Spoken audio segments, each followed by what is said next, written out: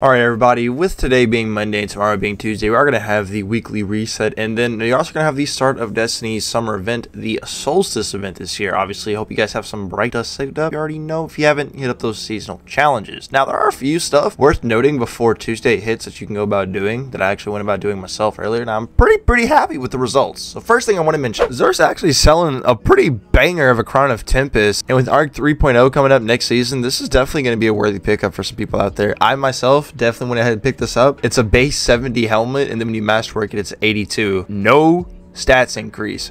I like that. Also, first in, last out, it's an ARC slug. Raise your hand if you have an ARC slug. If you didn't, go ahead and pick this bad boy up. I also went ahead and picked this bad boy up myself as I was lacking in the ARC slug department, especially if we get King's Fall next season, day one Golgoroth. Hey bro, I expect some double slugs to put in some work against the good old Golgoroth the Ogre. Also, Rangefinder Hawkman. Also, last time banner of the season. 8-1 is still selling hot garbage. Something I did finally get this week that I've been looking for a fat minute is a juicy Timelost Fatebringer with Frenzy for that workhorse style of play whenever we're in some sort of higher end content, whether it be like a GM or like a day one raid, something like that, wherever I'm not going to be able to proc things like Firefly consistently. Having that extra boost from Frenzy to all the stats, damage, handling, and reload, definitely what I was looking for. And we got a range masterwork, flared magwell, and small bore juicer. So now, of course, with this Reek's Pinnacle raid being the Vault of Glass, a lot of people are in there farming for their Vex Mythic class, bolting 8th down to Smithereen. Then you have some people like me and my homies. We were over here farming Master Templar for a good bit, not too much. We didn't have to spend too long to get all of our stuff that we wanted out of here. Now, me personally, before heading into it, I already had at least a decent Fatebringer where I would use kill clip, explosive payload for PvP, and then I had one, obviously I just use curator roll for PvE stuff, Firefly, explosive payload.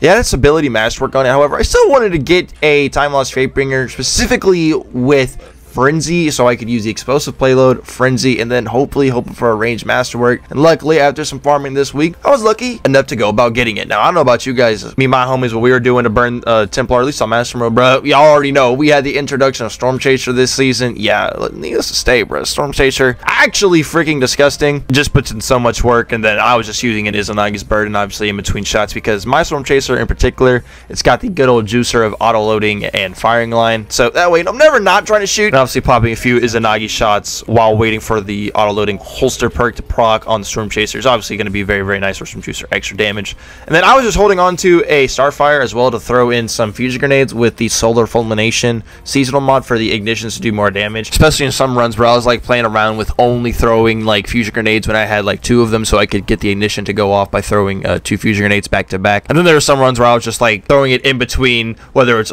swapping weapons, reloading. And then for my other special weapon, bro, I had the good old Fugi that Banshee sold a couple months ago now, the one with 4 times the charm and firing line. That definitely serves us pretty well. We had a few runs, bro, where we didn't have like any tractor cannon or div. We had like no debuff on the Templar. Then we obviously had some where we had our buddy who was running the relic. He would put on a tractor cannon, try and put on a few debuffs in between, blocking DPs. And then we had someone who just wanted to run div. We were going to say no to someone offering to be the div bitch because some of us were able to put out the good amounts of divs that we needed to do. And some of my homies did not have themselves a single Timelost Fatebringer. Was able to get that for them as well. As I got the main role that I was looking for on my Fatebringer, which is awesome. Also, total side note, the Arbalest ornament and the Callus mini tool ornament in the Eververse shop are going to go away tomorrow at noon. So if you haven't gotten those, especially the Callus mini tool ornament, I highly recommend snagging it. Especially the Callus mini tool ornament, bro. I don't know when they're going to bring that one back. The Arbalest ornament is goated, but I'm pretty sure they're going to bring that one back before they bring back the Callus mini tool ornament. Anyways, peeps, let me know your luck on y'all's farming this week, whether you're farming for the Vex Mythic class, whether you're farming for a Timelost Fatebringer. Subscribe. Peace out.